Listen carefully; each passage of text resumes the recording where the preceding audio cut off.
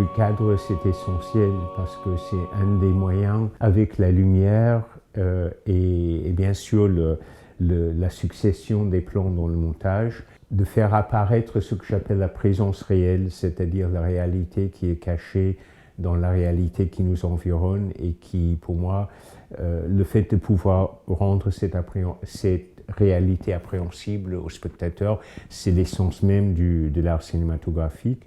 Et donc, le cadre, ce qui compte, c'est à la fois ce qu'on met dedans, ce qu'on en exclut, et puis la façon dont la partie visible est distribuée à l'intérieur du cadre. J'ai la particularité que quand j'écris mes scénarios, je vois le film plan par plan, et donc je décris déjà les plans dans le scénario, donc le découpage est déjà dans le scénario. Et Raphaël Auburn, le directeur de la photo avec qui je travaille toujours, donc il connaît très bien mon univers, ce que j'essaie d'exprimer.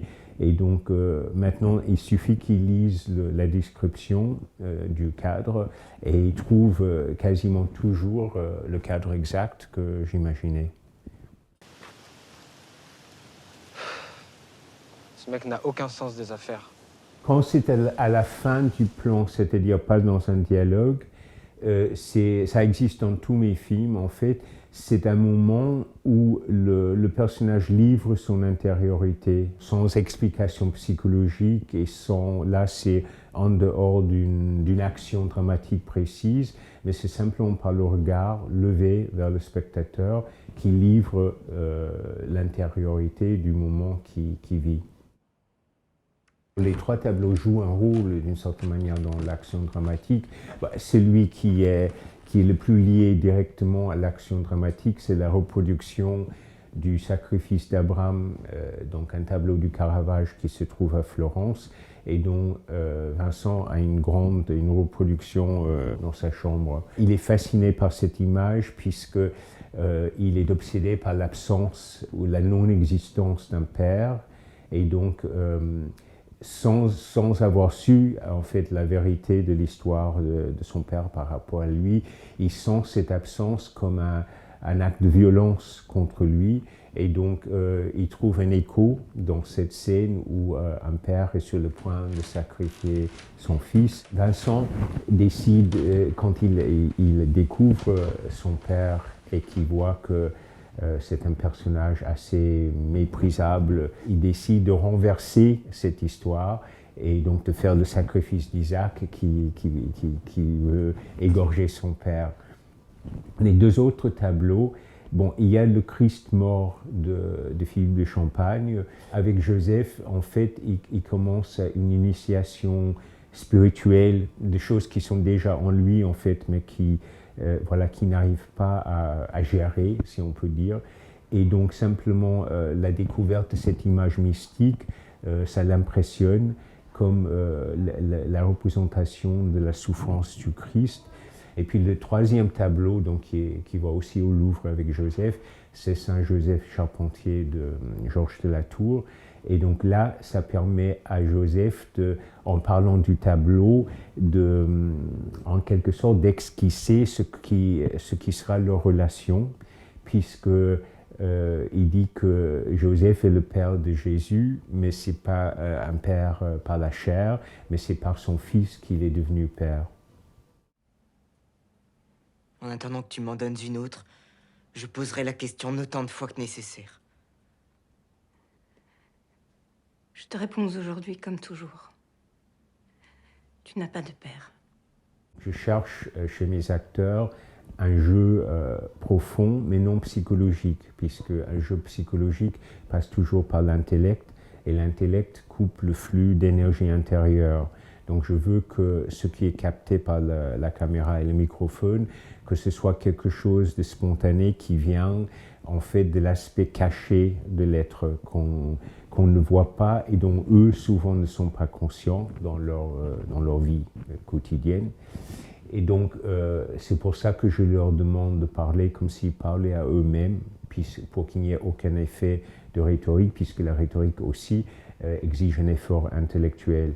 Et donc les liaisons dans mon premier film Toutes les nuits, où je cherchais, je savais ce que je voulais, mais je ne l'avais jamais fait avant. Et donc je cherchais à aider les acteurs à trouver ce jeu. Et donc je leur ai demandé de faire quelques liaisons que normalement ils n'auraient pas fait. Le résultat de cette technique, c'est quasiment une technique, c'est que ça éloigne un peu plus ce langage de leur langage quotidien. Et donc ils parlent leur langue maternelle, ils comprennent très bien la portée des mots et des pensées, mais ils ne peuvent pas avoir l'impression d'être dans la peau du personnage au sens studio des acteurs, puisqu'ils parlent d'une manière qui n'est pas la manière dont ils parlent tous les jours. Et du coup, ça les aide, effectivement. Je crois que la fiction, c'est le meilleur moyen d'exprimer la vérité. Et donc, quand je reçois dans un éclair toujours le noyau d'une histoire, l'idée d'une histoire, je la laisse se développer sans me préoccuper du sens. Et une fois que l'histoire est en place, je la vois comme un mythe, c'est-à-dire la situation de Vincent et Marie. Je connais plusieurs cas comme ça, donc c'est quelque chose de courant. Mais tout de suite, ça a pris une dimension effectivement mythique.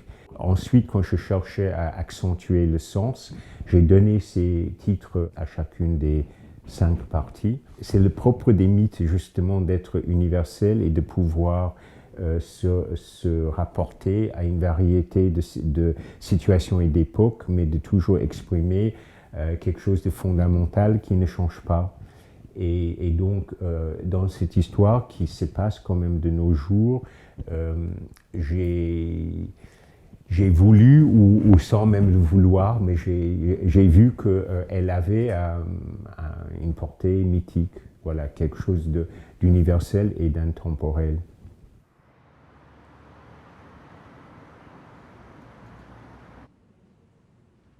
Disons que dans cette journée, Vincent vit avec Joseph une série d'initiations qui sont d'ordre esthétique, puisqu'ils font une visite au Louvre.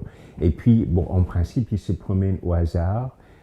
Donc, ils entrent dans une église baroque, dans l'église Saint-Roch. Et puis, ils tombent sur des artistes qui répètent une sorte de spectacle avec récitante. Et donc ça, c'est de nouveau une initiation esthétique, puisque l'art devient aussi un moyen de développement intérieur pour Vincent, et en même temps approfondit sa relation avec Joseph. Et il se trouve que les 2 morceaux qu'il voit dans l'église n'ont pas été choisis par hasard, parce que donc le premier, c'est un poème de Racan, qui est une épitaphe pour son fils de 16 ans qui est mort. Et donc, c'est la douleur d'un père qui a perdu son fils à 16 ans. Vincent doit avoir à peu près cet âge-là.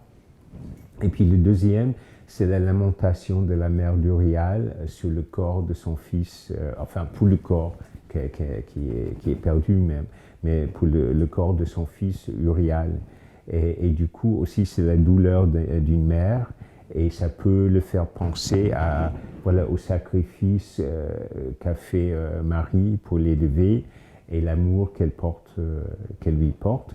Et du coup c'est à la fois une initiation à l'esthétique baroque qui peut toucher n'importe qui, mais en l'occurrence les 2 morceaux ont rapport à sa situation personnelle. Venez, Violette. Je vais vous présenter à Marcel Proust. Je vais pouvoir l'interviewer. Mais entre nous, ces derniers temps, il n'est plus ce qu'il était. La satire me vient assez naturellement. C'est toujours par rapport à quelque chose de sérieux, parce que donc les personnages plutôt sympathiques qui souffrent aussi dans ce monde, justement, ils souffrent dans ce monde et donc ils se trouvent confrontés au pouvoir que représentent les personnages qui sont l'objet de la satire. Et donc, pour moi, ça semble naturel et logique d'introduire ces personnages moins sympathiques et de les traiter d'une manière satirique. Ce qui ne veut pas dire que le film soit une comédie, parce qu'en France, on a un problème avec ça. Dès qu'on fait rire le public une fois, il décide que c'est une comédie et qu'il faut qu'il rit de tout. Et là, donc, c'est un film très sérieux, mais effectivement avec des scènes comiques et satiriques. Allez voir qui c'est.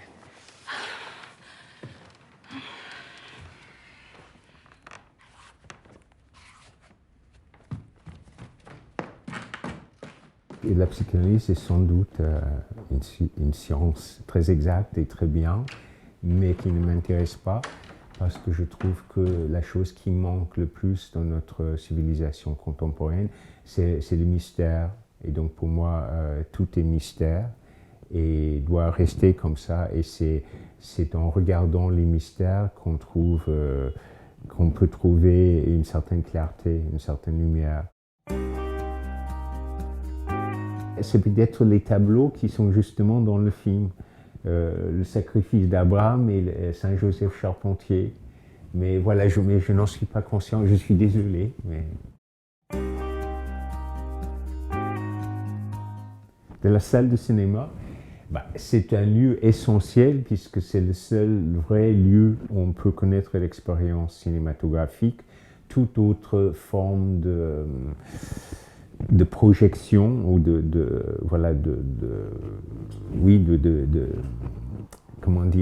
lecture de films, c'est un pis-aller dans le meilleur des cas. Toutefois, quelque chose que je regrette énormément, c'est le fait que l'État français ait imposé dans toutes les salles de cinéma la projection numérique, qui est une chose catastrophique pour le cinéma, parce que pour moi, le cinéma ne peut exister qu'en pellicule.